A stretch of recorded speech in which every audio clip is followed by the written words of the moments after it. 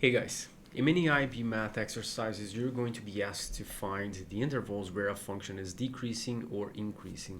Now, that itself is already a interesting question or a meaningful question, but also what makes it even more interesting is the fact that in order to do that, you need to know a couple of things. So, for example, you need to know how to find critical points, which are points where the derivative is equal to zero, or points that the derivative does not exist, but that's for another conversation. You need to know how to run an increasing and decreasing test, which is going to tell you whether in that interval the function is increasing or decreasing, so there's that as well. And also, when you have those intervals in front of you, you can determine whether you have a max or a min for that specific critical point. So what it looks like a very harmless exercise, a small one, actually goes through this full analysis of the function itself. So we're going to do just that. We're going to take a function and find the increasing and decreasing intervals, find the critical point,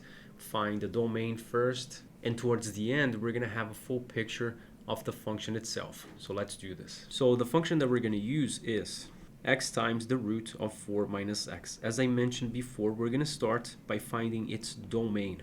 And the only restriction that we have here is we need to make sure that this, whatever's inside this square root, is greater than or equal to 0, meaning x has to be less than or equal to 4, which you can write like this as well, of course.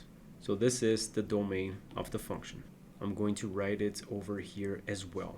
Now, as I was mentioning before, what looks like a harmless exercise, such as find the increasing and decreasing intervals, this goes through a number of things. And in order to talk about those things, let's first lay out a few definitions. For example, the increasing and decreasing test. If the derivative of f is positive on an interval, then f is increasing at that interval. And by the same token, if f prime of x is less than 0 on an interval, meaning it is negative, then f is decreasing at that interval. Now, one thing that's missing here is where does one interval stop or finish or end, and where does the next one begin? That's where critical points come into play. So let's define what a critical point or a critical number, what it is. A critical number of a function, and in this case we're calling the function f. It is a number, let's call it c, in the domain of f, such that either f prime of c is equal to 0, so these are points where the derivative is equal to 0, or the derivative at that point does not exist. Now, the latter is a little bit less common, but it doesn't mean that it cannot show up. But usually we're dealing with numbers where the derivative is equal to 0. We're actually going through this process whenever we're trying to find maxes and mins or intervals where the function is increasing or decreasing. This is what we do.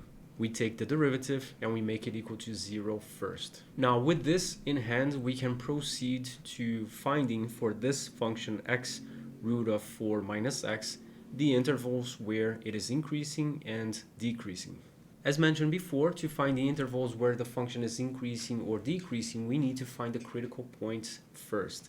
These are going to be the thresholds, the borderlines between one interval and the other. Therefore, in order to find that, we need to differentiate the function, of course, first. The derivative of f, given that we have a product between x and root of 4 minus x, requires the product rule. And we also have the chain rule in one of these terms. So using the product rule first, we have the derivative of x, which is equal to 1, of course, times the root of 4 minus x, plus x times the derivative of root of 4 minus x. We know that this is 1, as we mentioned before, and this guy requires the chain rule. If it makes it easier for you, you can rewrite root of 4 minus x as 4 minus x to the power of half. And the derivative of that is half times 4 minus x to the power of negative half. We just decreased the exponent by 1, times the derivative of 4 minus x, which is negative 1. So we have negative 1 over 2 root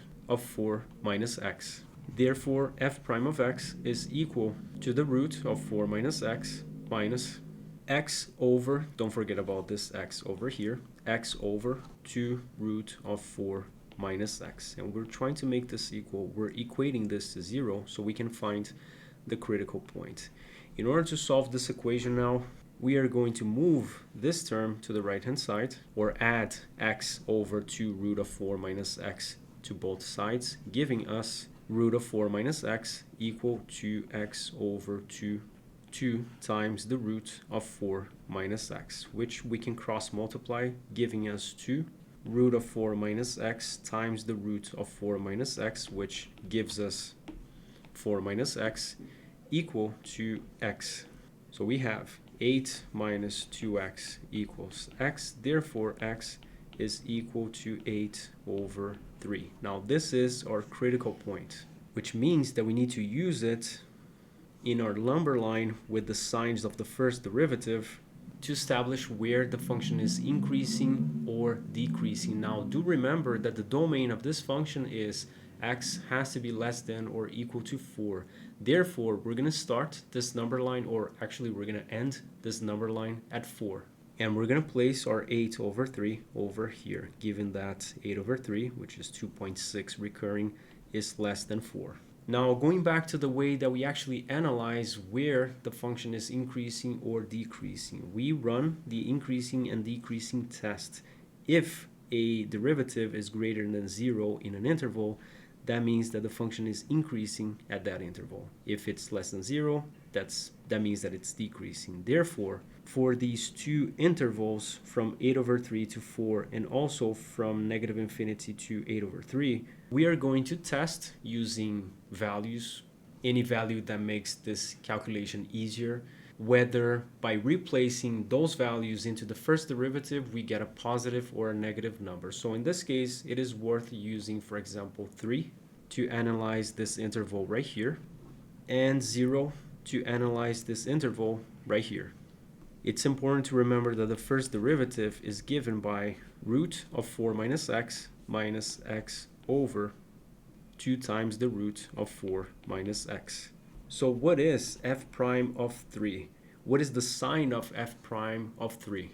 By replacing 3 into the first derivative, we get the root of 4 minus 3 over 2 times the root of 4 minus 3, which is just 1. So we have 1 minus 3 over 2. And this is a negative number. It doesn't really matter which number it is. The only thing that matters is its sign, and it's a negative sign. We get negative half over here. The only thing that matters is that it is negative.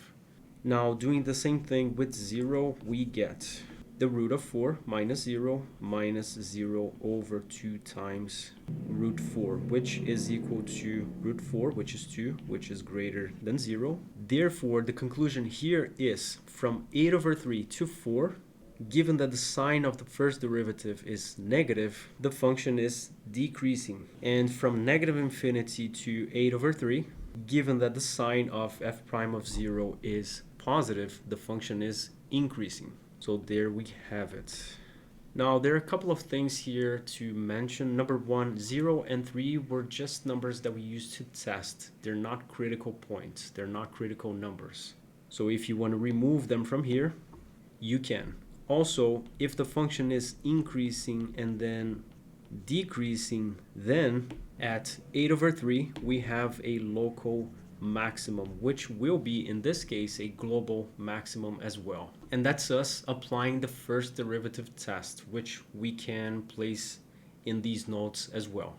Suppose that c is a critical number of a continuous function f. If f prime, the first derivative, changes from positive to negative at that critical point, which is exactly what we have right here, then f has, the original function has a local max at c.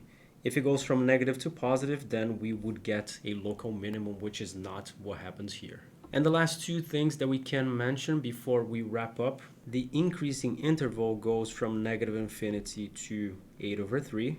And careful not to include 8 over 3, given that at 8 over 3 the function is neither increasing nor decreasing, and the function is decreasing from 8 over 3, not including 8 over 3 again, all the way to 4.